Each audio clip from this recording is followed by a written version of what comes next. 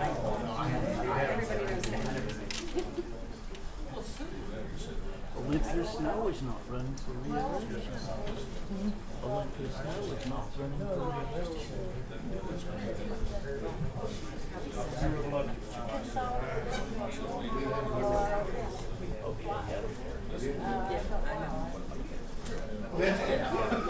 Well, either one of you. I would have learned it. You gonna do some announcements? Yeah, we're going. Okay. I got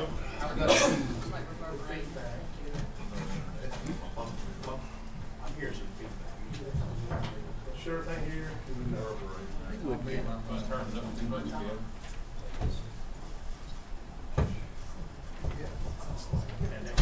let the sound professionals take care of it. I feedback rather than free.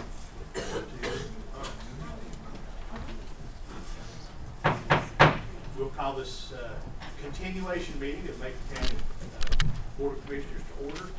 And as most of you know, we had a rather long meeting on the 14th of the month, and we made an executive decision, or I did, I suppose, to continue the meeting until tonight. So what we did, just so everybody's clear, and full disclosure here, we took care of all the items that we could. Put off a number of items for tonight, and so we will not go through our opening things that we usually go through. So we've already done that, since this is technically a continuation of the same meeting. If you would, gentlemen, go to item 7 on your original agenda. This would be adjustments and approval to the agenda. I think it'd be protocol, Mr. Attorney, since some time has expired, if we just reiterate what is actually on the agenda and what we're talking about. If you guys would allow me, can I just sort of go through where we are, and if you guys don't have anything or anything, I went over this with our county manager this afternoon, so hopefully we got it right. Items A, B, and C. I'm under 10 now, new business. A, B, and C. A and B we already took care of. C, our county manager has asked us to postpone that. Do you need more information, Jack? Is that correct? You can take it off the agenda. So also E. And E. So the change orders, which is consideration change orders 9, 10, and 11. Just 2 more weeks have gone by. So we have another change order on the trunk sewer project. So that would be, I guess we'll make that 10A, if you would. And then B will be audit contract. Is that right? And Lori? I don't know. We need to do the audit contract. We're going to take care of that. Okay, that under new business. New business. We'll make that B. And C is bid for the 911 call center. D, the paint wall project, housing assistance program. Jack will take care of that. Then we have budget amendments, Lori. And also we have term limits for all boards, which we discussed at last meeting but took no action. We asked Chester to come back to us with a possible resolution. I think he's done that. Correct, Chester? And then, if you recall, under the old consent agenda, we did remove item E, Commissioner Cuppy. That was the approval of the health center lab fee. If you'd like to put that back, we'll put that back on the agenda. Then we have what was under number 12. We took care of A, and we do have 3 boards that need appointments: Library Board, Economic Development Commission, and Planning Board. And then we do have a closed session. Our attorney has requested a closed session due to attorney-client privilege. He needs to share some information with us. Chester, is that correct? As well as to discuss possible property acquisition. Okay. So for both those general statutes, he has requested a closed session with us at the end of the meeting. So that's the items that I had sort of corrections from last meeting. Does anyone have any corrections, additions, or deletions to that? Sure, if I could, after change order as we do on the low density Barduga trunk sewer line, I'd like to get the board, if you would take some formal action to approve the letter that I sent you, ask for the town federation on the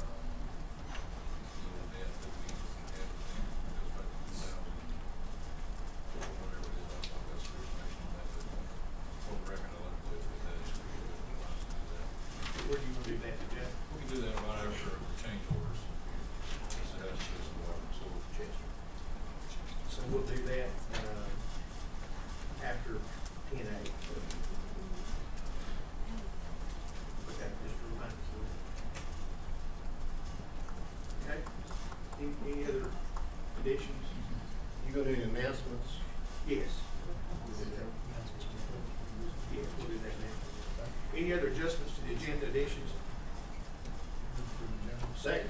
We have a motion second to approve the agenda as agreed. All in favor of approving the agenda, please signify by saying aye. Aye. Opposed? The agenda stands approved. Now we'll move to reports and presentations. Does anybody have a report or presentation? Mr. Chairman, you want me to go ahead? Go ahead. Be sure to turn my phone off. Mr. Chairman, I'll give you a report on our latest trip to Raleigh. A few things that you have in front of you.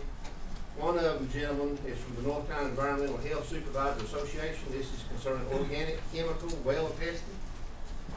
This comes mandatory on the 12th of October, 2012. If you read real closely what I put in front of you, the state don't even have no way of means of testing for this procedure. You can see the cost that we passed on to consumers. If you live in a metropolitan area where there's gas stations, where you're building a house under a gas station, this might qualify. But for our wells in West North Carolina, and especially in Macon County, we certainly don't think that it does. So we came out, the association, North Carolina Association of County Commissioners came out, and I did vote in favor, gentlemen, of supporting the environmental health supervisors, of which and I have consulted with Mr. Brutner. And so with that, I do have additional information, and I have, Mr. Chairman, I have a letter that upon your approval I will pass out, or we can do a resolution at a later time, Mr. Chairman, at your discretion. That's one report. If you'll take time to read that, gentlemen, I think you'll find out that this was put in 2009 to become effective in 2012. You can see the cost that could be involved in that. And so the state has no way of testing, so you have to go outside and hire private people to come and test this for this organic chemical. So Ron, just to be clear, the North Carolina Association of County Commissioners is. we support this position that should be amended and basically dissolved, and that should not apply as a blanket policy for the state. If you want to make it for certain industrial areas, we understand that. As you read further, you'll see that. But you know, on the head of LJ, there's probably not going to be much gas fumes. So. Not with this particular one. This is even stronger. But it's the same topic. It's the same topic, but now it's been reworded and trotted back out, and but it's still going to cost. It's going to be mandated right back down to the counties, and it'll still cost the counties, as you can tell, a considerable amount of money. So that's just for your information, gentlemen. I wouldn't have a problem with that, either sending a letter or if we need to do this. No, we don't need to do that tonight, Mr. Chairman. That's just for the board to discuss and let Chester advise us on that. I would be in favor of Chester maybe wording a resolution for us where we have a meeting in 2 weeks, and have a resolution for us ready at that meeting. That'd be great. That would be one item, Mr. Chairman. Another thing I'd like to bring you up to speed on is some of the changes going to be taking place in Raleigh. As of today, it looks like there are going to be 69 out of 170 in the legislature that will be turned over. Either these folks retiring, quitting, that's not to mention who might get defeated as an incumbent. So, as counties, we're always looking at that and there's going to be a huge turnover again in Raleigh as there was 2 years ago. So, just to give you a little heads up that as a county, Mr. Horton, he was down there recently, he can tell you that needs to be reminded of. Some other things that we discussed that affects our county is our TANF dollars. TANF dollars are monies that comes to DSS, is mostly gone to child care subsidy. And that money from the federal budget, it would be about nearly $300,000 for Macon County. It's very essential to keep our subsidy for our daycare. We're worried about that money. The president's budget calls for it to be paid for in the contingency budget. So I guess next week we'll be talking about that. But the TANF dollars to a rural community like ours are very important. So so we'll be talking about those things, I guess, at our so those are some of the topics, Mr. Chairman, that we will take up in Thank you, Commissioner Beal, for your work on that. Commissioner Cuthbert's indicated he had denied it. Just one, as you know, we've been working on the McCoy Bridge issue for some time. This board authorized us to send a letter out. They have responded to that letter, and there's two pieces of it. One that we specifically asked for that I wanted to share with you is that the Department of Transportation has now officially and in writing done what we thought they were going to do, which is tell us that they will not refurbish that bridge for traffic. They are not going to do that. That brings us down to effectively two options. We can keep the bridge for pedestrian bicycle traffic, or they'll tear it down and they'll put the new bridge up. Those are the options that we have left. They may not be what we wanted to be when we started, but it is where we are now. Then they came back with, that's when the letter kind of drifts off into not a really good place. They came back with an unbelievable, I was going to say fantasy land, but I decided that was a bad idea, but there we go, I said it. But they drifted off into an area where they want an awful lot of money to put that bridge in approved, inspected condition. But the good news is, the bad news is that they did that. The good news is they did it at a very low level in the food chain. And so what I'd like to, if we can get consensus tonight, we'd like to go back. I've discussed this with the manager. We'd like to go back and discuss with them some alternatives to paying $270,000 to get a bridge cleaned, painted, and certified, which to me seems to be just the tiniest bit excessive. I'm not a bridge person. I'm in the wrong business. I said that too. And even though I can almost live with clean and paint the bridge at $150,000 if you got to do lead containment and all that stuff, the business I think I want to go into is I want to go into the high bike railing business, because adding a 4 to 6 foot high bike railing is tagged here at $100,000. Now, to me, that's just a little bit ridiculous. And as much as I want to keep that bridge, I'm not willing to saddle the taxpayers in Macon County with that tab. So we're gonna go back and fight the good fight again, kind of up the ante, go to the next level, and see what we can come up with. You all got a copy of this letter. I was at the County Community Development Organization meeting last night, so I did tell the folks out there, but I just wanted to update everybody that that's where we are. We're not done, but we now know for sure and with absolute clarity what our options are. And so now we can drive stakes in the ground and we can go to work. Before, we were just kind of feeling our way. We didn't know what might happen, but now we know, and clearly that amount of money is unsatisfying. So we'll continue to work that, and we'll get back to you as soon as we do.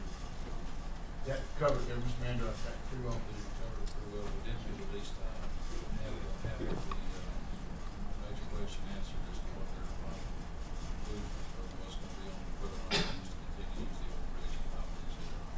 Consider that at all.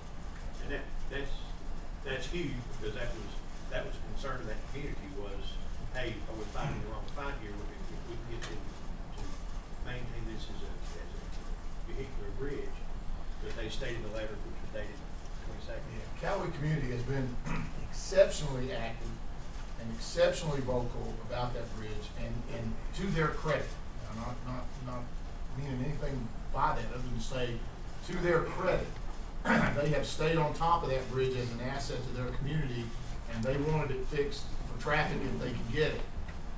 After 2.5 years, and that's when we sent off the letter the last time, Mr. Chairman, you know, I had to say, after 2.5 years, you need to tell us what you're going to do. We've had 3 or 4 meetings, we've had public comment, you've gone back to Raleigh, you've thought about it. It's time to tell the people of Cowee what their options are and what's going to happen. And that was the purpose of the last letter. We did get that part answered. Now we know at least where we are. We know what's going to happen to the bridge if we go down path A, and we know what's going to happen to the bridge if we go down path B. And what we have to determine is, can we afford to go down path B? And that's the next step in this. And I appreciate your work on that. I know everybody does. I can at least speak for me. I'm not sure that we would be willing to put that much money into it. I think if we can get the state to make those renovations. Clearly, and I think, you know, that's got to be the plan, because our share of the $126,000, our share of the we're not going to tear it down money, was really aimed at future maintenance, to the tune of $6,000 to $8,000 a year, which bought us about 15 years. you know, to build up money and to do the things we needed to do and get the community involved so they could help us with the bridge. And 15 years would have given us a nice window to do that. But if what they're saying is, we need your money 26, and oh, by the way, throw in 50 more, that's an unacceptable agreement. And so we'll go back, we'll work with DOT. And the letter, Commissioner Cummings, it sounds like this bridge is just falling down anytime. This Yeah. bridge is open today. And people are going and across. road traffic crossing. Exactly right. So We'll it's not get- exactly following the I rules think of we'll what's get going where on. we wanna be. I just wanted to update the commissioners on where we were and kinda update you on how we got to that letter that we was. Can I add one more thing, Mr. Chairman? I think we all received this letter, and I'd like to put it in the minutes. And, Mr. Chairman, I'd like to request that we ask our county attorney, county manager, we all received the letter from Mr. James Pater concerning the dog bite his daughter suffered, at Big Bear Park. I think he makes some very good points. And I'm not sure what we can, if we can strengthen our existing ordinance, Mr. Attorney, or not on that. But I think Mr. Trader has brought something to our attention that, if we neglect it and something really bad should happen on county property, that, this board, would live to regret. So I would, You have a copy of the letter, Chester? I think I did receive something via email. well, you can have your welcome to my copy, Mr. Jones. And, what the circumstances were, I mean, it really don't matter. I mean, a dog was, and a child got hit. And it could have been much worse, as, you know, and so. I just think a first bite rule here in North Carolina. Yeah. And I think that's the principal complaint is what do we do on the first bite? Well, it's a deemed a dangerous Is there dog. a remedy for first bites? If it's deemed a dangerous dog, you can't make that long up. So, Hard to get there.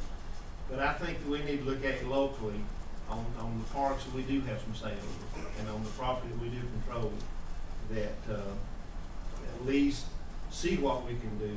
Because if something bad should happen in the future, I think once we're notified, I think it becomes our responsibility board to look at it. So, Mr. Chairman, I'd ask that. Was this at the Greenwood? This is a Big Bear Park. That's a green one. Was the dog in question on a leash? No, it was not. Might be a problem right there under our existing ordinance. And, it explains it more in detail in the letter, and we don't know how many times this has happened. I mean, but I just think it's been brought to our attention, and we should give it, some credence and look into it. To the extent that, had the dog been on a leash, to the extent that would have prevented a bite, and there was already some help there because the Greenway ordinance does prohibit dogs from being down there except. But I just, as we look at it, if there's something we can do to strengthen that, to protect, the next 9-year-old kid, I think we need to look at it. Thank you. I think we probably don't need to vote at this point, but consensus of the board to instruct our attorney to take you be in favor of that, and we will have to take. So you have consensus of the board to do that? Need to look at the state law, whether or not there's any preemption in that area. The state law may preempt some of the local law might otherwise do, so I need to look at it. Okay, if you'll pass that down, Chester, that's. This is the letter. Okay, Thank you, Mr. Chairman. does any other? You should have, didn't you? You should have got a copy. Oh. You got it. We can get some. Oh, yeah, I'm not getting it. Oh, well, that's, if Mike, you don't care, but Mike, you make us copies of that for all of us. I thought we all got it. It said on their copy board, Commissioner, that might not everybody. He mailed it to me. I got it. I think I got it by way of email. Okay. And I saw the page saying. Yeah. Okay, that's all. Any other, announcements, reports, or presentations? Dave, do you have any? Okay. No, I've got some thoughts on the incorporated. Okay. You anything you want to share now, or you okay? Okay. I do have one announcement. It's with sadness that we note the passing of one of our employees, Suzanne Herman, who died this past weekend. Suzanne was a dispatcher at 911 and had worked full-time for the county since 2007. So on behalf of the board, I would like to express our condolences to the family. Visitation will be Friday, March 2nd from 6 to 8 at Bryant Funeral Home, with memorial service to immediately follow in the chapel at Bryant Funeral Home. So with that said, know that our thoughts are with that family this very difficult time. Any other reports or presentations? If not, we'll move to item, what is now 10A, the consideration for change orders 9, 10, and 11 on the Little Tennessee River, Cartooja Creek Trunk Sewer projects. So, Mr. Manager, you have that? Sure. Sewer project is never end. It seems like, well, but it's getting close. It's getting really close now, after 2 years. But what we've got is hopefully the last 3 change orders on this project. And the first one is in your agenda packet from the previous meeting. I'll just briefly run through there in case you have any questions or try to answer. And change order number 9, we had a quantity adjustment in 40 sewer service. We had to add another 46 linear feet. And this is all, this whole project is a unit price basis, and it's based on the number of feet you have. And so when we go over the number of feet, we've got to increase that line item in order to cover that particular area. So we had to add another 46 feet of 4-inch service there, which is $460. We also had 36 steel encasement pipe rock bore. That was supposed to have a regular bore under the powerhouse, or not the powerhouse, but the boiler unit. What happened when they started boring out there, they found large chunks of concrete out there, so they had to go to a rock bore to get through the concrete. We're very familiar with that, aren't we, Mr. Attorney? And so that accounted for another $5,425. And then number 7 is the thing that we've had over and over again because of the soft soils there, additional stone required in order to stabilize it. So that's additional 57 stone, and that's $17,039. And that we also had $2,700, which was a repair for some concrete at the entrance at Shaw, which required another $2,700. So the total of change order number 9 is $25,624.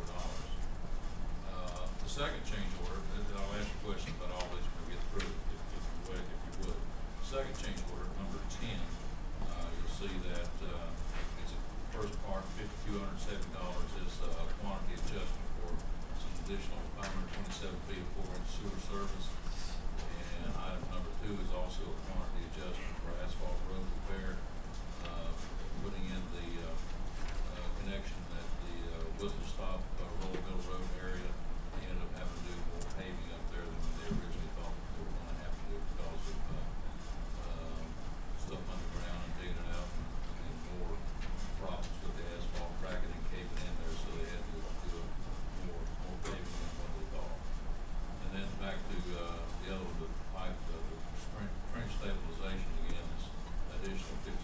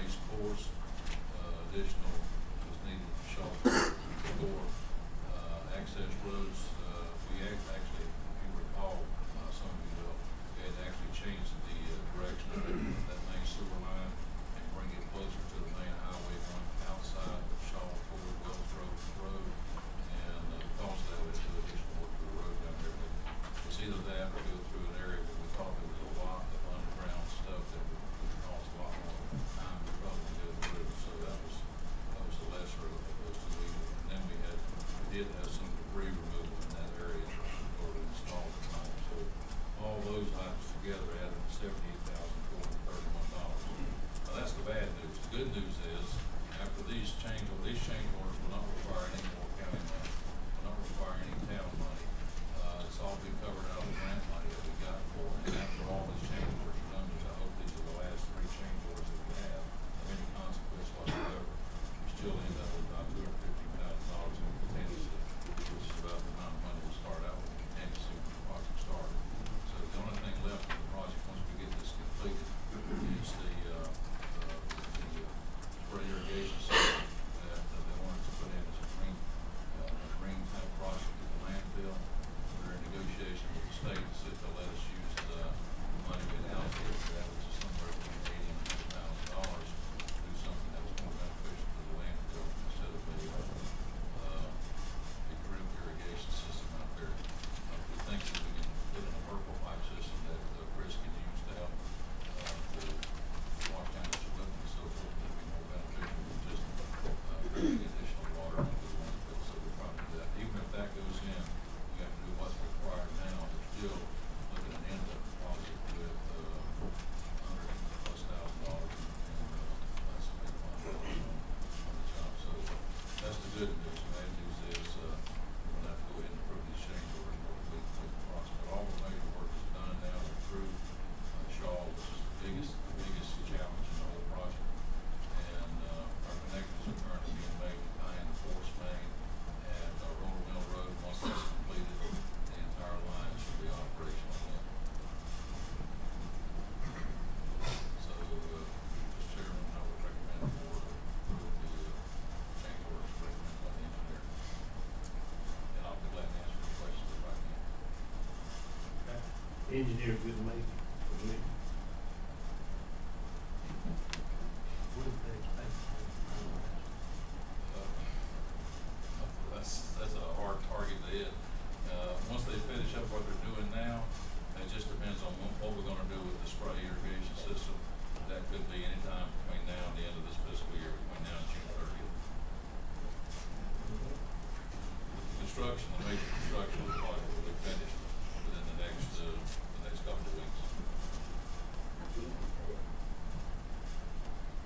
Okay, you heard the recommendation from our manager. Discussion, clarification, or do we have a motion to approve the change orders? I'll leave we approve the change orders. I just need to know we have any money left. We did go Does back. McGill know we got any money left? Yeah, actually, the reason we have money left is we were able to get $250,000 from the rural center. You may recall originally we had $500,000 in the water project, or river bed project that we didn't need. That was a rural center grant. We were able to move that money over to the sewer project, and then it looked like we were going still running short toward the end. Mr. Gibson, Bill Gibson, with our Region A, working with the engineers, they would go back to the rural center and get additional appropriation of $250,000, and that's the reason we're still within the budget. Otherwise, we'll be looking at borrowing more money or asking the town and the county to come up with additional funds. Do we have a second motion? Okay. That's my understanding. Okay. Motion by Commissioner Tate, second by Commissioner Hayes. Any discussion? Just one thing, Mr. Chairman, you gotta remember, we paid this engineering firm over $500,000 for this project. And, I think it's a good lesson for this board that when you look at these contracts and what it entails, if we hadn't had that from the rural center, we'd been in a real mess. We'd been in a real bind here, so. I've always had a little heartburn about the testing procedures. I've made myself clear on that. Have not got an explanation, neither has this board got an explanation from them. He made one meeting, ain't been back, so, but, we gotta finish the line. I'm just thankful that the county managers looked out for us and not having to take Macon County tax dollars and pay for this. I really am, but I think, you know, it's a good lesson for this board to look at these things as well. And you know the history, of course, this was before my time on the board, but I did. And any of us that's sitting here, we all, we'll take part of the money, we pay some firm $500,000. You usually gonna have soft soil mixed with wood. This project actually goes back about 8 or 10 years. Yeah, 11 years. Any of you that were here when the engineer was here, you might understand why he did it. Yes, I recall. So, well, I think, in all honesty, Mr. Chairman, the board members, if I insisted to be in here, I'm sure it would be, but at this point in the process, I didn't see anything productive out of that, except the little extra project we put on.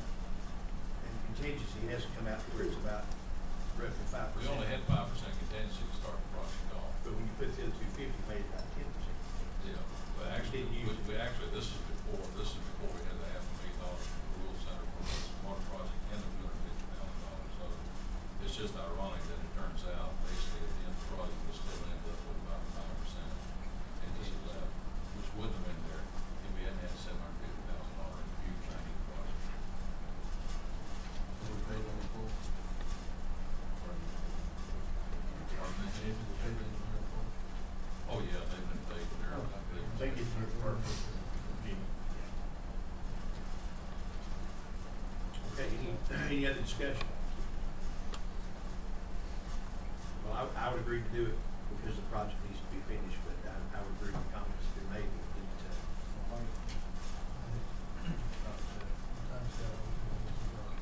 we gotta get her done. Do I hear a call for question? All right. All in favor of the motion, signify by saying aye. Aye. Opposed? That motion passes. Okay, thank you, Mr. Manager. Thank you. We have Jack, you wanna do the, letter to the town? What we call, Commissioner Bill and myself and former Chairman McDonald met with some folks in the town of Macon here a couple of months ago, 2 or 3 months ago, I guess now, and there's a couple of issues concerning water and sewer. One of them goes back to 2005. If you recall, from CARD funds that I sent you as background information on that project.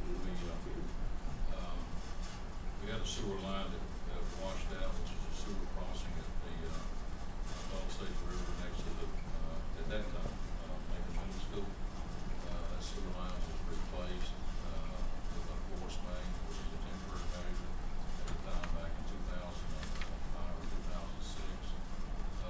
Make a long story short, there was a lawsuit between the town that was managing that project, the engineer, and the contractor, and it ended up in a settlement. The settlement was reached. County attorney at that time helped participate in that settlement. I think the settlement that was reached was around $52,000, and it was recommended by the manager at that time the county paid 1/3 of that cost, $16,000, which was never paid. Subsequently, the line was never fixed on a permanent basis. Came back to work here in 2008. We needed to go in and have that line fixed because not only the middle school needed the sewer hookup, but the new intermediate school would need it as well.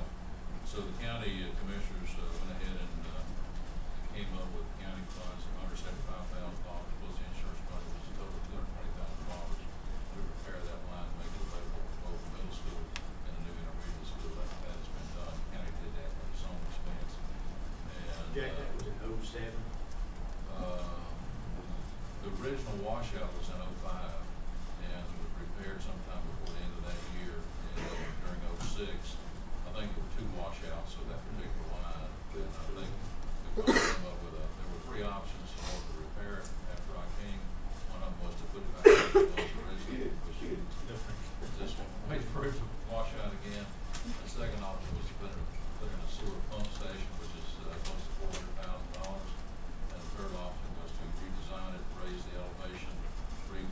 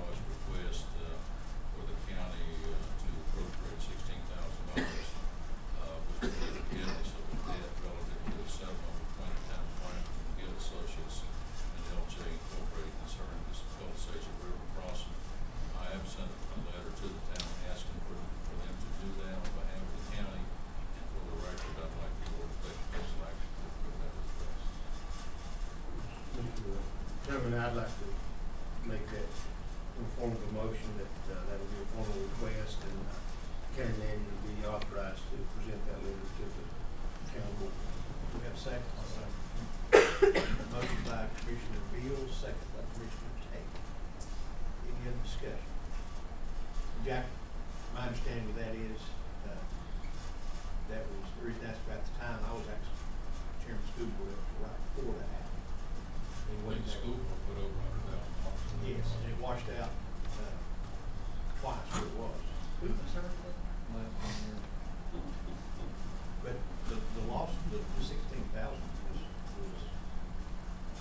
sort of negated when the county put it in the fixed project. Is that what I'm hearing you say? Well, that was our position. The county, actually, I guess my question was when the county agreed to the settlement, legal settlement, then the other question was the line won't be repaired, so it's going to be that question was never asked or answered, and so we were going in 2008, we had to get something done, so The county did. It definitely took the lead up to complete. And what's not mentioned in the letter that continues to save the town dollars is by doing it this way, we all got together, it saves multiple pumping stations from the new school, which of course is going to be turned over to the town, but they would have to maintenance these pumping stations forever. So now it's all gravity fed, you eliminate the pumping stations, and so it's a win-win-win-win for the town. And when Jack Wharton, he won't say this, but he's the one, but he inherited this. This is one of the first things that you inherited, Mr. Manager, when you came. Because it was still in the flood. We were on a temporary line. Terry Bell can tell you how many times it failed. School had to be called off 3 times, Mr. Bell, during the day. Because we didn't have no, because it had failed. The pressurized system had failed. So I believe that our friends at the Alderman will certainly agree. It seemed like at our meeting today that we left that we thought we were all in agreement. But this was clarified. How much was the county's expense of hiring?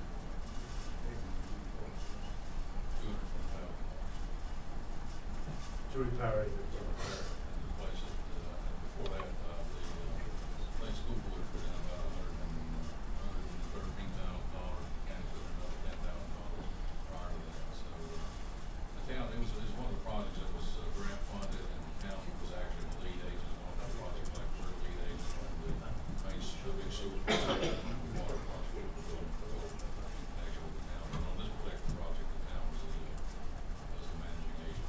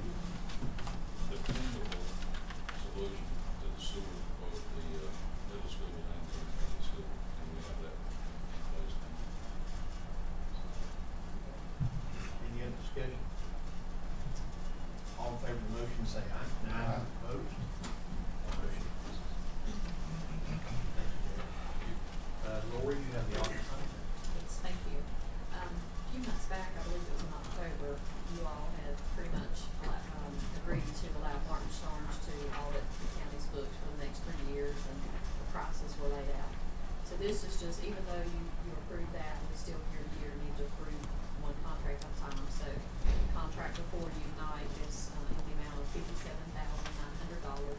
That's for the actual audit and the preparation of the financial statements. So I just need a motion, for you to approve the audit contract in the amount of $57,900 for fiscal year 10-11. I'm sorry, 11-12. Do you know what 10-11 was, right off the top of your head?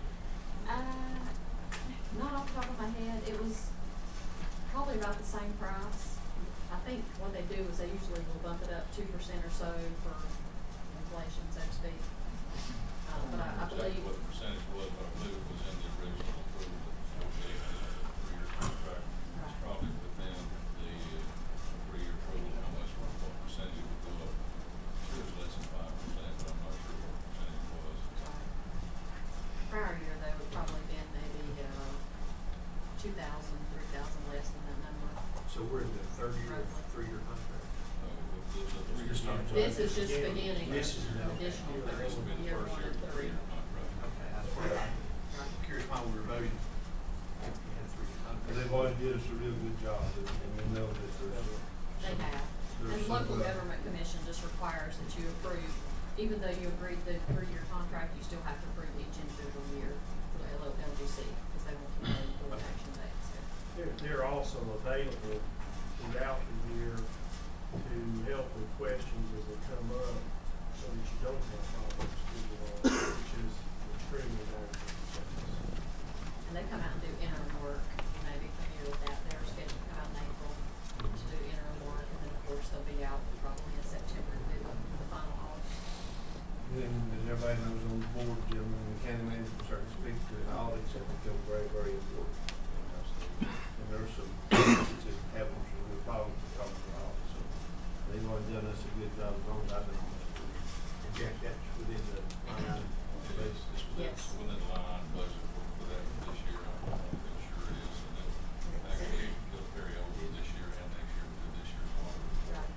Mr. Bill says they do a good job, and we'll probably do more, and that's what the county office and the other from North Carolina. Okay. Gentlemen, do we have a motion to approve? Motion by Commissioner Haven. Second. Second by Commissioner Beal. Do we have any discussion? If not, all in favor say aye. Aye. Opposed? That motion passes. Thank you, Lori. We have the bids for the 911 call center. Jack, do you have that? What I do.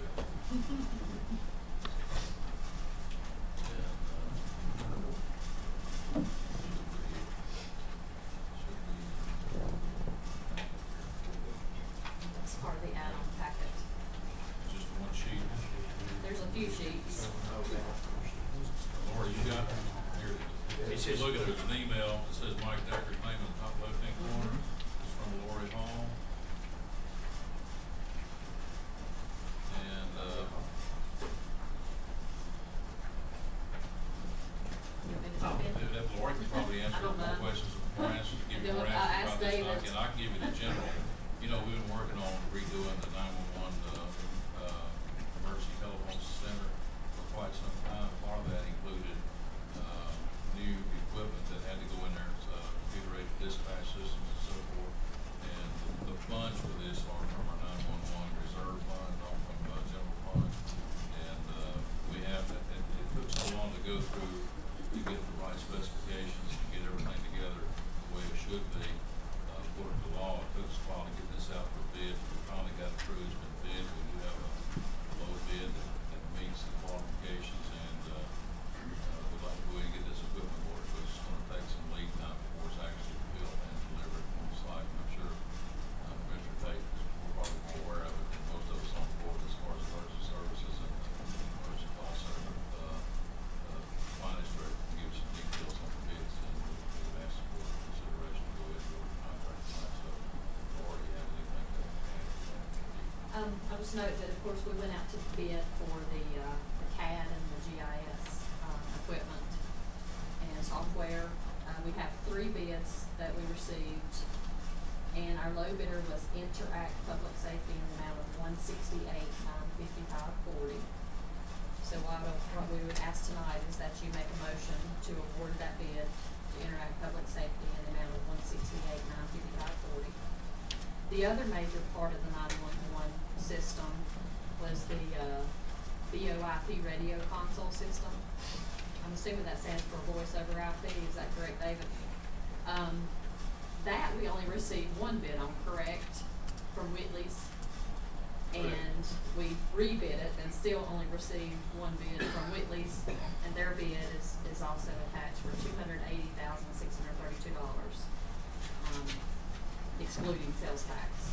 So there also, we need a motion for you to award the contract to Whitley's in the amount of $280,632. David, could you address, just let the public know, let us know, what this money will do, what would you be able to do if you have to, what account is this going to create?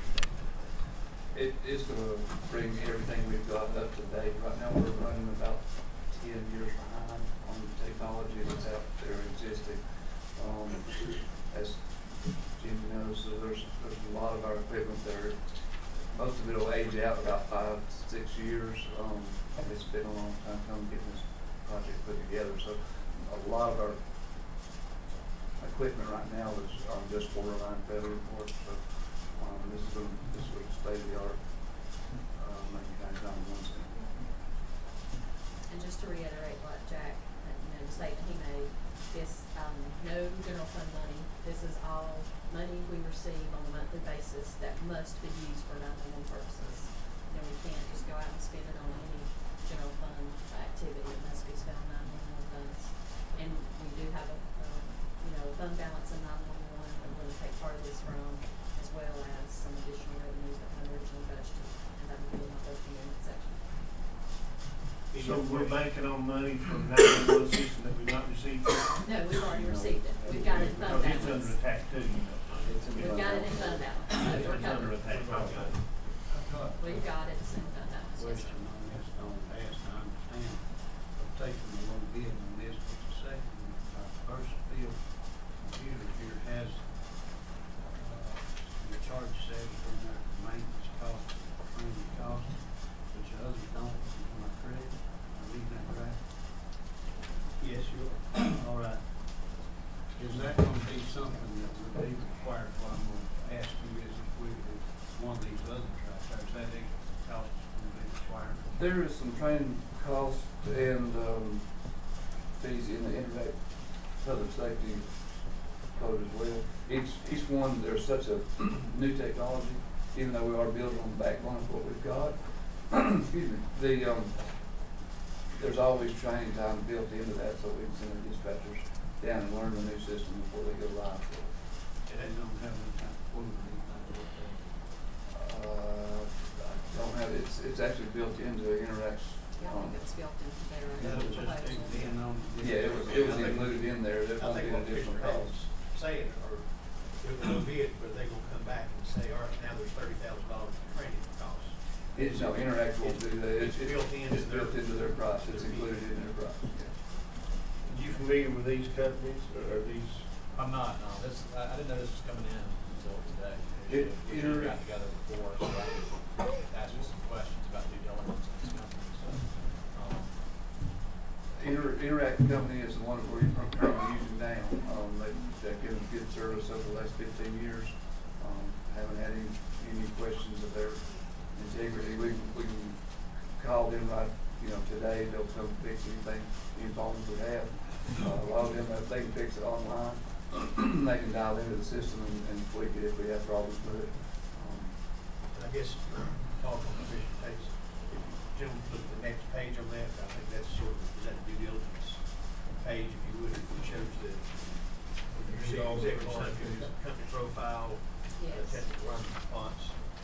I'd like to follow up on Ron's question, because it's a good question. I had the same one. And the other question that leaps off the page of me, it's hard for me just looking at this to be able to tell apples from apples and apples from oranges, because I'm looking at the total custom software interface. I think I know what a software interface is. I think I do. And I see on the order of magnitude of 7,000 to 10,000 on the two high bids, but on the low bid, I see total custom software interfaces of $49,000, and I'm asking myself, what in the world? I would really love to see it split out. You see what I'm saying? It looks like they've lumped a bunch of stuff together. And my concern, I don't want to put words in Ron's mouth, but my concern is that all of a sudden we're going to say, oh yeah, they'll train us, and then they don't train us, or they charge us for training us, and that's a staggering difference. And what's ironic is you'd expect if I've got low bidders, if I've got a low bidder, generally what you'd expect is for everything to be close and a few of them to be low. But if you look at the first one, that's where the savings is. My goodness, they're $85,000 under, but then in the very next one, which the high bidder is only charging $10,500 for, they're wanting $49,200. It's what you're. I feel like I'm putting 6-foot high bids on an old bridge. I mean, I don't understand. I don't understand those differences, David. I'm not trying to be difficult, but that bothers me. I mean, I don't. It looks like I'm comparing apples to oranges here, and I'm not smart enough to figure it out because I don't have the contract in front of me. I've got this summary sheet. I will tell you, there was a very extensive set of bid specifications made available to the people that were going to make the bids. Right. And I believe that. I believe that. So What I'd like to see certainly was a very specific answer to those very specific requirements, and I just see. I mean, I see 90% of what they're going to charge, or not 90, but about 70% of what they're going to charge lumped into $2,000, and then another $45,000 for other, which always scares me. When you're charging me as much for other as you are for software interfaces, and almost half or a little over half of what you're charging me for total software, wow, that's a whole lot of other. And I don't know what other is. And I think the key is to make sure that at the end of the day, when the contract is signed, that the bid specifications are included and become a part of the contract. And that way, you're getting what you But said. my sense, Chester, as a layman, Yeah. and I'm just a layman, I'm not as smart as the rest of the people here, but I look across there and I see diversified computer systems, and it looks to me like that is a group that took the time to bust it up by the various pieces parts that were given to them in the RFP. But I look down at the other two, and it's kind of like, well, we'll lump a bunch here, we'll lump a bunch there, and see if we can't slide that bottom line underneath. I think part of it. And I'm I'm just uncomfortable with it because I don't know where the money's If going. I'm hearing what David's saying though, it's what they're calling it. If you look at, and I noticed the same thing, but if you're talking about, the first one is total software costs. The second one's total custom software interfaces. Now, I don't know the difference in those. Well, obviously, neither does Interact Public Safety and Diversified Computer System. And my point is that what you've got, and I'm not being critical of any of those companies, I wouldn't know them if their CEO walked in and handed me a check. I wouldn't know who he was. My concern is you did exactly what Chester said. I'm not completely ignorant. I used to do this for a living, but you've got an RFP. I used to put RFPs together. They're very specific. And when I used to look at contracts for the government, you had to go and match up the dollars to the RFP line items, and you weren't allowed to skip two. If one of the line items is total installation and setup, I really like Interact Public Safety. We're getting that for free, and I'm concerned. I don't know where the money's going, and when I don't know where the money's going, then it's too easy to hide. Mr. Taylor, you'd like to have a couple of weeks. Would you like to have some review time? this? I would love to have a couple of And I'm not meaning to beat anybody So, up. Mr. Chairman, with I'm that, really not. I mean, there's some questions been answered, and Mr. Taylor is very familiar, and he can get with our EMS director and county manager over the specs. Are you okay with that? We have Is detailed. that okay? You We got have time? detailed quotes. I apologize for not including No, them in your no, packet. no, But we did that's all receive right. detailed I think, quotes from in each fact, vendor. I think part of the question is we just saw this today, Right. so we didn't have an opportunity to say, hey, this is what we'd like to see. Yeah, I should ask these questions. And, outside. I think these days were- on it, prepared, I didn't know it was coming out. That's okay. And Dave, I don't think Well, we'll this see. is just in defense of the emergency services department. This is a project they've been working on for several years as well. And this is something that we were hoping to try to get out to bid last fall. And it is such a complicated and complex system that going through the specs and making sure we understood, or not me necessarily, but the folks who have to know what the specs call for it and how to compare those things, it took quite a deal of time. I think I think if Two, I could. 2 points if I could, just real quickly. There ain't a heck of a lot of difference between the middle one and the second, okay? Talking $22,000, no, almost no difference here, okay? Between the bottom two, there's almost no difference. But the one in the middle splits it up. Now, I haven't seen the specifics, but he splits it up. And what that tells the layman looking at this is, that guy looked at the RFP and matched his money to the RFP column. The second guy, we don't know whether he did or not. And so I know it'd be real easy to say, gosh, this is 911 money, and so it's not coming out of general fund, so yeah, let's go ahead and do it. But it's still somebody's money, and it's not my money, and I'm spending it for somebody else. And so I'd really like to have just a little bit better grip on the difference between those two. And I'm sure you have it. I mean, I know that this, I should just be quiet, because I'm not trying to beat anybody up, but I would like to. Let me just throw one thing in, or ask a question, or just raise it. But I'm not sure that when we put it out for bid, the county put it out for bid, we asked them what format to bid it in, or was it bid out, it was bid out, said, this is what we need, you gotta meet these specs, tell me how much you're gonna cost, or was it on a line item, or project by project? Total It was put out as a total project cost. Now, some of these, the second one decided to break it down that way, but none of them were required to do that. Okay, all right. That's what I'm saying, I'm not used to that, but Just okay. coming through that last deal right there with the Gill, where we had to spend some more money, we have one trying to work to keep that budget. As soon as I seen 3 blanks right there with no numbers in them, and looking at that 21,000, 21,700 difference, when I go back here and look at that 17,000 right there, that they had one of the lines 11,800. If that later on decided, well, we've got to put that in there.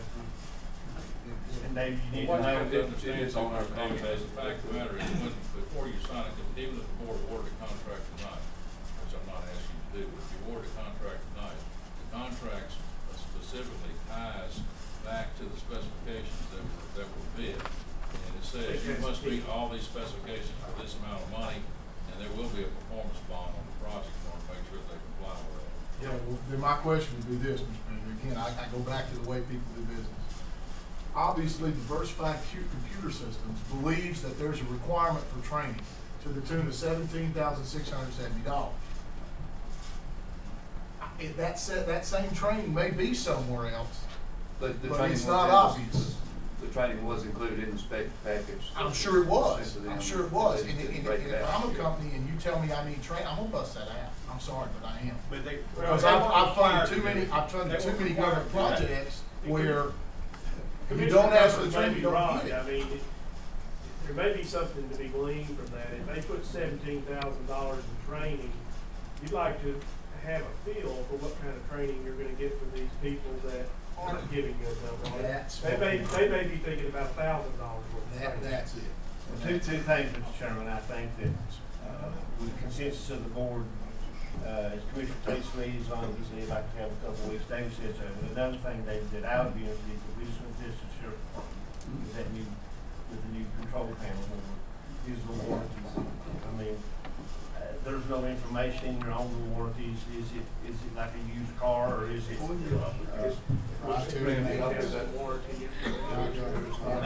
think the warranty information, because we really got, as county manager can attest, Mr. Good, you're right. I mean, that's one thing that I'd like to, and I'm sure Jimmy will see this too. yeah, I got a few What, questions. what we do this, I think there's been enough questions that, and David, no offense to this, I think we're ready to move forward with it. But I think there's been enough questions that I think we need to at least allow our liaison to get with you, Jimmy, and, let's put this back on the agenda for the March. But the good news is we only gotta wait 2 weeks. That's the good news. What I would bring to each of your attention is before these bids are brought to the board for your consideration, there should be an administrative review to make sure they conform to the specifications, and I'm assuming that's been done in this case. Is that the bids that were brought to the board are brought to you as conforming bids.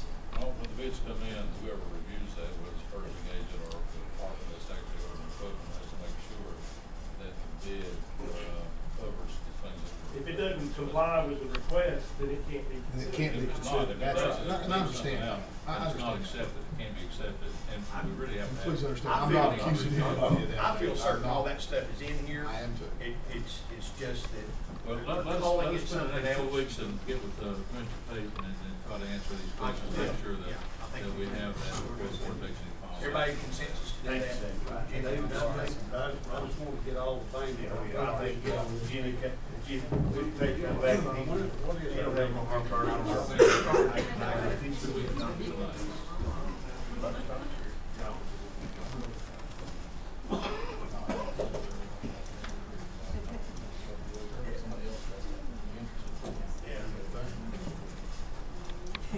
Okay, we'll move on. 10D would be the paper wall project for the housing assistance program, and Jack has that.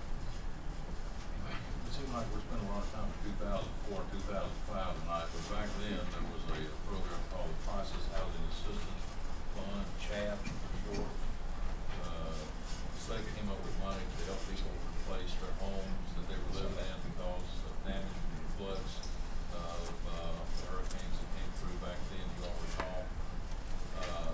Swain County had one claim, and the state asked the county at that time, this is prior to me or Chester or Lori or anybody up here, but the state asked the county to take that one claim and handle it, and it was a replacement house for an elderly lady over there in Swain County, so the county agreed to do that through our emergency services director. The house was replaced. The good news is, but in the replacement of the house, I think they put in a double wide or something like that, and I think Mr. Bill got over there and seen it. In the process of putting the replacement in, the delivery people hit the wall, the retaining wall behind the house, causing damage to that, which made it, which was, should have been repaired. It was not repaired. We've probably been trying to get it repaired in order to get this off of our checklist from the state so we can close this project out. These projects all take 5 or 6 years to close out at the same time. But, long story short then, in order to get the wall replaced, the state required us to have an engineer. In order to have an engineer, we had to go out for RFPs for engineering services. And we finally did that, we finally got an engineer, and they finally approved it. And then we had a set of specifications, and so we went through a formal bid process then to get someone to bid on this wall, which we estimate to be around $30,000, $35,000. We had one bid that came in during the formal process. We contacted the state and said, look, we only got one bid. If we go back to the formal process again, and we still get one bid, we can award it. Or, is it's under $90,000 or $300,000, I think, we can do informal bids as long as people are qualified to do this job and give us a bid on it. We did it. They agreed to let us do it on the informal bid basis. We did it on the informal bid basis. We got 5 bids, ranging from upper 70,000s to the low bid of $39,450. Larry Lackey was the engineer who designed the wall, and sent a letter of recommendation that we award the contract to the low bidder to replace the wall from this peg behind her house in Swain County. Our correspondence with the state says they agree with it, and they're authorized, they're saying for the county, if you wish to go ahead and award the contract to do that, this is 100% reimbursable from the state under the CHAP program, so there's no local money, there won't be any local money involved in this. We may have to pay it upfront, but it'll be reimbursed. We already have guarantees and assurances from the state that they will do that. They agree with the, we sent them a bid tab, we sent them everything we have. Mrs. Pate's 88 years old. I would like to get this wall fixed while she can still appreciate it, so I would ask the board to, approve this low bid so we can get this project started. Mr. Manager, it's a pleasure that I approve, that I make the motion to do this wall. I mean, we've been to Raleigh with it, we've been, Ms. Preston, she's come here numerous times, we've jumped through all the hoops for 6 years that I know of. So I would, accept this low bid and let's fix the wall. Second. We have a motion by Commissioner Beal, second by Commissioner Cuppers. Any discussion? Don't notice the difference in the bids. What's that? Don't notice the price differences. Big, Yeah. big difference. Big difference. Some comments about how we-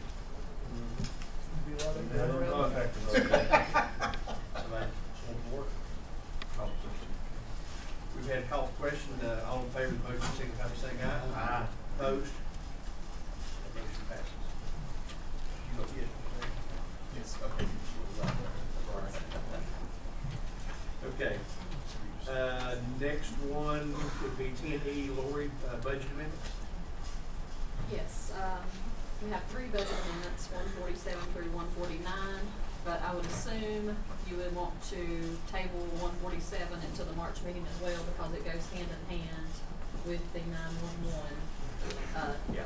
So if you would approve budget amendment 148, which is the chaff amendment for the Tate property, you know, we don't have anything, just budget-wise, we have to appropriate the revenues, appropriate expenditures, so that we're legal there. And then 149 is the amount to move from contingency into the actual sewerage general contract line item for the Carthage sewer project, which of course you previously approved those change orders. So we've already Yeah. approved these So action items, so these are the actual budget amendments that tie into that to make our books straight. we need a motion. Move to approve. We need to do it one at a time, Mr. Turner. Simultaneously, if everybody is in accord, if there's gonna be disagreement, it should be taken. Move to approve, if possible, 148, 149. Motion by Commissioner Pepper, second by Commissioner Hagan. Any discussion? All in favor say aye. Aye. Opposed? That motion passes. 10F is an item that came out of the last meeting. That was the term limits for all boards. I think the general discussion, we did not have a vote on that, Chester, I don't believe. But the general discussion was that if we were going to have term limits for the planning board or any other board, that we would make that, make term limits for everyone and make those similar as we could to the planning board. Is that fairly stated? I think that is the general direction. The specific task which I was given for tonight was to assemble a proposed resolution for boards that do not have membership provisions which are controlled in whole or in part by either ordinance or by general statute in the state of North Carolina. You have some of your boards that are created by ordinance and their membership terms that must be complied with by terms of the ordinance. Likewise, there are boards that you appoint and form pursuant to general statute that have membership requirements, and I believe each of those boards need to be looked at individually, because you cannot change by resolution anything that was done by ordinance. You cannot change general statute, period. So this would not apply to those. This would only apply to those boards, commissions, and committees which are formed by this board, and which are not, the membership of which is not in whole or in part controlled by ordinance or Example, the health board. yes, social services board. A couple of boards I do have questions on, that we need to clarify. The first one being, since the Land Trust and the Little Tennessee have combined, that board, and you're familiar with it. Watershed Council. The Watershed Council Board, would that apply to these? I mean, it's under ordinance, so would it, does it come under this term limit restriction? I don't know about the Watershed Council. I just have received some information from Mr. Clayton. Could be. And I'm gonna have to look into that more, because I'm certainly gonna have to address the membership and the composition, given the merger between. What happens if when they combine that now they need, they request another board member based on that, and this board has to approve? The question is, does this board even have to approve that?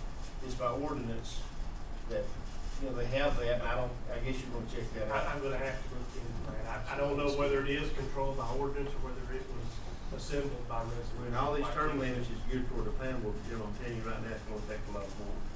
Folks have a lot of questions coming up. The next one I have is Board of Equalization and Review. This also has certain standards, I understand. There are, that's controlled, membership is to some degree controlled by general statute under the Machinery Act. I think that's not, as for this. That's something that's gonna be Y'all look done. into that, Mr. Manager. It's, Board of Equalization Review, it's a, I guess you call it a quasi-judicial board, perhaps, is that a good term for that? Indeed, this board considers the Board of Equalization. We We won't do. We don't want to.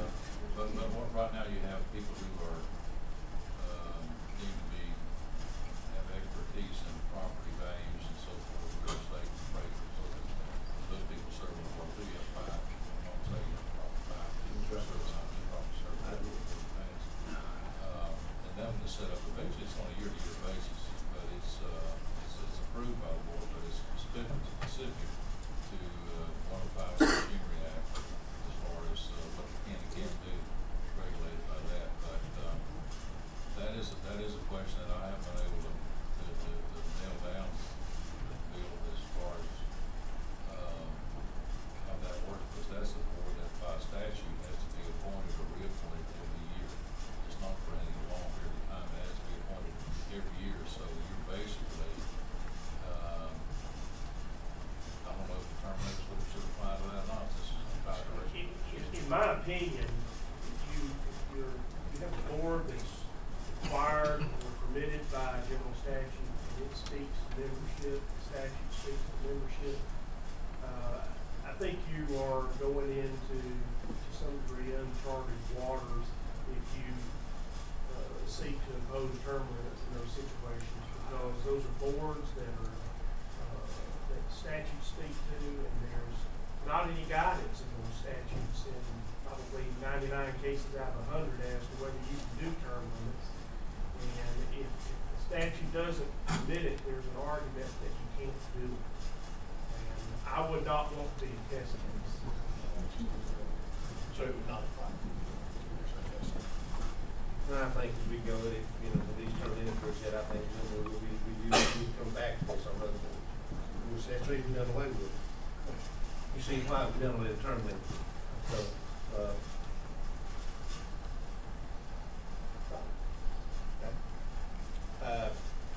couple ways we could go with this. We received this today, Mr. Jones.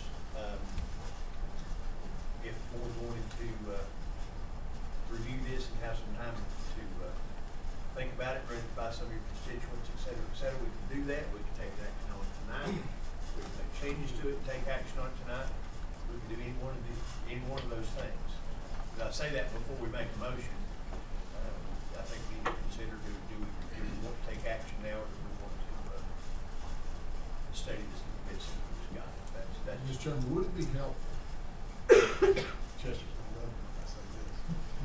Would it be helpful, and I think you did this once, kind of, sort of, so it might not be as much work as I think I'm getting ready. Would it be helpful to make a list of these it applies to and these it doesn't for simple-minded folk like myself who can't, I think the who list have not committed to making a list of all the boards and I think commissions? with the county manager's assistance, we can probably do that. The question is making sure I've got a comprehensive list of all the boards and committees that, Jack. and I That's think about the we've best got one we've we've got. got a pretty good one on the website. I think you actually. do. I think you do. Well, My civics class. the ones it wouldn't apply to would be a fairly short list. It wouldn't apply to the health board, the social service board, the equalization review, I would just about name it. But I agree with Commissioner Cuppers. I'd like to see that. Might be helpful, and then, And indeed, what you may want to do if you go from there, you may want to change this resolution to simply identify those boards to which it does apply, those boards to which it doesn't that's apply. making it addendum. Yes. Making it addendum to the. Well, I'd like to make a statement to some of that, I've done a lot of information as since the last meeting. And Commissioner covers what you said about the lineup on this.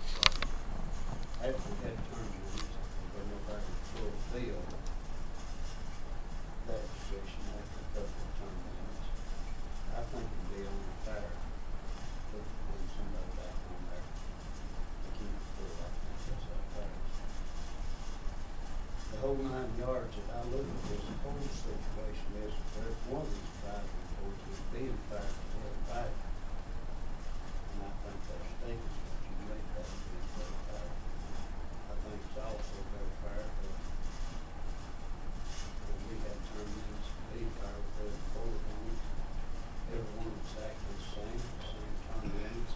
Of course, that one you talked about would probably be something different than year to year, but what I'm talking about these others that we have set up on 3 year by 3 year and a year out. I think that would give everybody that wants to be on some of these boards an option to fly to be fair to the public. Unless it's a board that we can't.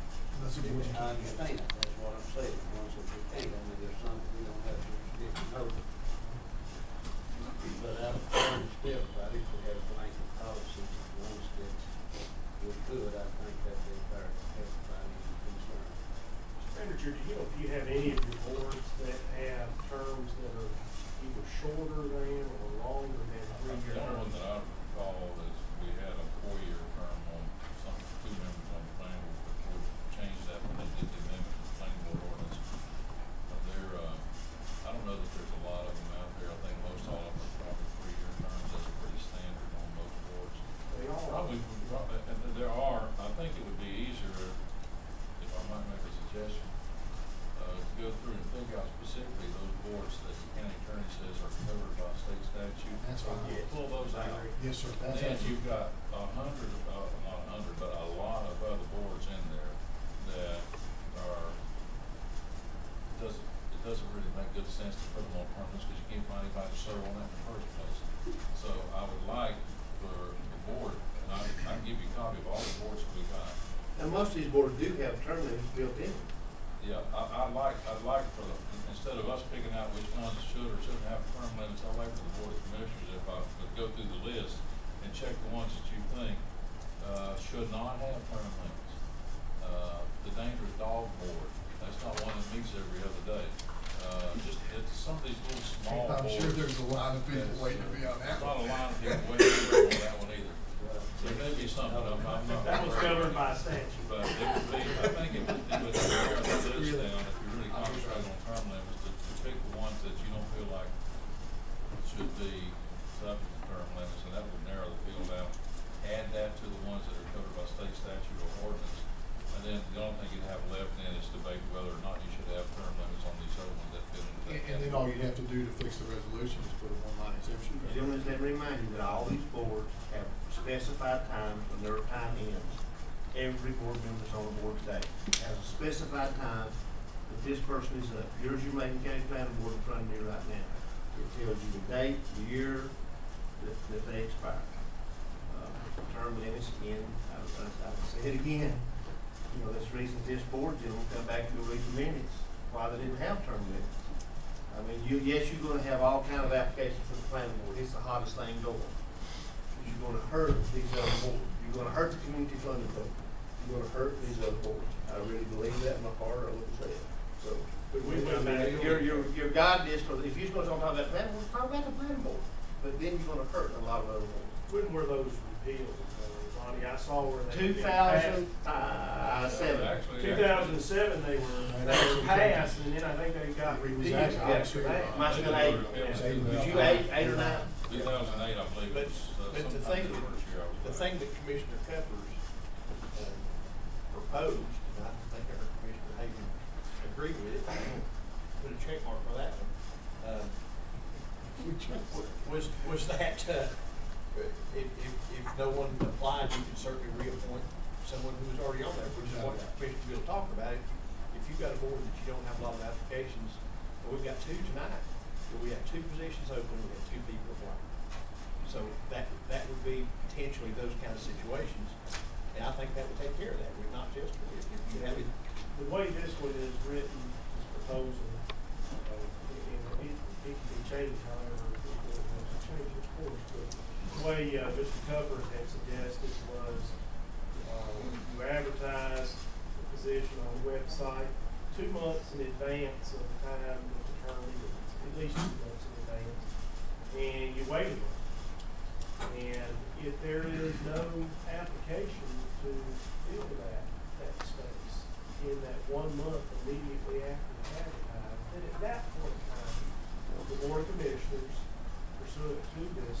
drafted resolution, would be authorized within its discretion to appoint that person whose term is about to end. They're not required to, discretion to. Of course, there's also going to be another month after that first month where additional applications could be received. But even if there are 20 applications received in the last month, immediately before the appointment, the one coming off the board otherwise, that application could nevertheless also. The only thing that concerns me about that, if I would say this, is that it may leave the impression that we can't find anybody else to serve on this board, so that's how I got to be on this board, and it's like, we'll try to find somebody else, if not, we'll put you back on. I think it sends a harsh message to some of the people who dedicated their time and service to this board. One of the reasons we done away with it. One of the reasons that. Again, and I don't disagree with it at all. Mr. Bill, you know I don't. I sat right here and voted to get rid of term limits because I believe we have term limits. But my whole purpose of initiating this particular evolution, if you will, was that if you are going to have term limits, if you are going to impose term limits on boards, if you remember what I said back on 14, I said you cannot aim those term limits at individuals. You can't do it. It's unfair. And so if we're going to have term limits, in order, in my mind, to make it fair, you're going to have to go as across the board as you can. Are there going to be exceptions? Absolutely. I think the manager's suggestion is a good one. I'd like to see the list of ones we just have to say our hands are off, and then we look at the other list and we can discuss and debate that. But I have to agree with Commissioner Bill. This is how we got here 3 years ago or 2 years ago in 09. We sat right here and had this discussion, and the general consensus of that board then was that term limits resided with us. We always had, and it was unanimous. And I'm not saying we were right or we were wrong. I'm just quoting history at the moment, what I do for a living. So that's exactly what happened. But we've already jumped that shark, so to speak. We've already passed it. Okay, we're now in the business of writing term limits for specific boards, and if we're going to do that, in fairness, I think we need to make that as universal as we can. Even though it is a pain in the neck, and even though it is going to require a little bit more staff work to get it done, you know, in the interest of being fair to the citizens of this county, I think you're aiming term limits right square at the planning board if you back away, and I have trouble with that. So. Jack, the only thing I would certainly not argue with, I mean, devil's advocate, if we did put an application process in force, which we all agreed we would vote unanimously to do that, so a person has to apply. So the same thing would be true if you had, whether the dog biting or whatever. The only problem you get into is if you got term limits like you do on the planning board, you put term limits on the board, and your term is up, then there's no need to apply. Unless somebody else does. You're not eligible to apply, you've already served two consecutive terms. You would be unless you get within a month. You get within a month. What I'm saying is, that'd be the case anyway, even if we didn't put, if the way we have it now, you have to apply, and if nobody applied, that's not us doing that. We're not, some people can't apply. I think it's a sort of a supply and demand thing. I think that suggestion. 51 boards. I mean, 51. Well, I think we need to table this and come back to it next meeting, Chester. I think we've had some questions we pitched to you. You said you can answer. You and Jack would sort of list those meetings for us. I think this is doable. Okay? Anything else on that? Everybody okay with doing that?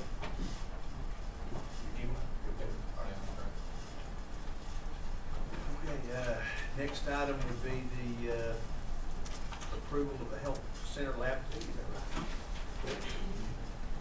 Do you have that? I apologize. It was late at night. I wasn't as sharp as I should have been on that one. What that is a very rare lab procedure that was. It's a begging forgiveness thing from the health board. They had somebody in there That procedure, if you go to the hospital, would cost this individual $800 and they wouldn't have done it. The health board can get a better deal at the lab, and what that $135 does is cover their lab costs and a small amount of their overhead. They're certainly not making, it's only been one that they ever had requested, but if you do one, then you have to have it in the fee schedule.